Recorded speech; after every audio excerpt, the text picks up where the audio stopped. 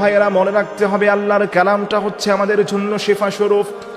অসুস্থ হলে, বিপদে পড়লেই, মুসিবতে পড়লেই ডাক্তার কবিরাজের কাছে না গিয়ে আগে যে কোনো অসুস্থতা, পেট ব্যথা হয়েছে, মাথা ব্যথা আপনার হয়েছে, যে কোনো অসুস্থতায়, যে কোনো ক্রাইসিসে এই সূরা ফাতিহাকে ঈমান সহকারে আপনি একবার শুধু পাঠ করবেন।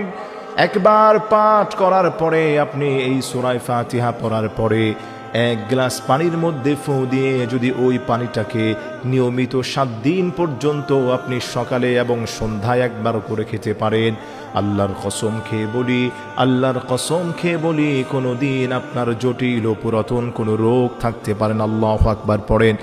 এজন্য আমার প্রিয় ভাইয়েরা, আমার প্রিয় মা বোনেরা, ঘরে ঘরে অসুস্থতা, দেশে প্রবাসে হসপিটালে অসুস্থতার সিরিয়াল লেগে আছে। আমি আপনাকে বলতে চাই, আল্লাহর কালাম থেকে আপনি শিফা যদি পেতে চান, আল্লাহর কালাম থেকে যদি আপনি সুস্থ হতে চান, তাহলে প্রতিদিন সকালবেলা, আমি আবার রিপিট করছি, এই সূরা ফাতিহাটাকে আপনি কিভাবে পড়বেন। প্রতিদিন সকালবেলা আপনি যখন ঘুম থেকে ওঠেন, খালি পেটে সুন্দরভাবে আল্লাহর উপর ভরসা করে আপনি 3 বার নবী পাক সাল্লাল্লাহু আলাইহি সাল্লামের উপর দুরূদ শরীফ পড়বেন। আপনি মনে রাখবেন, নবীর নামে যেখানে দুরূদ পড়া হয় ওই জায়গায় রহমত আসে, বরকত আসে, কল্যাণ হয়। আপনি 3 বার নবী পাক সাল্লাল্লাহু আলাইহি সাল্লামের উপর যে কোনো দুরূদ শরীফ আপনি পাঠ করবেন। এরপরে আপনি সূরা ফাতিহা আউযু বিল্লাহি বিসমিল্লাহ সহকারে একবার শুধু অন্তর থেকে পাঠ করবেন এবং সূরা ফাতিহা পড়ার পরে আপনি আমিন বলবেন, ওয়ালাদ-দাল্লিন আমিন বলবেন। এরপরে আবারও 3 বার নবী পাক সাল্লাল্লাহু আলাইহি সাল্লামের উপর দুরূদ শরীফ পড়বেন।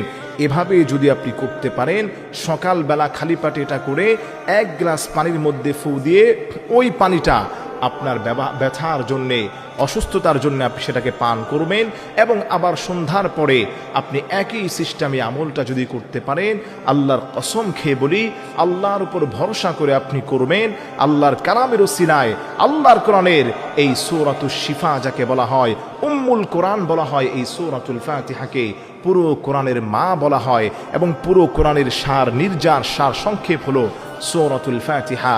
আল্লাহর কালামের এই সূরার ওসিলায় আল্লাহ রাব্বুল আলামিন আপনাকে সুস্থ করবেন এবং কন্টিনিউ আমলটা আপনাকে করতে হবে। 1 সপ্তাহ সকালে করবেন এবং বিকালে একবার করে করবেন।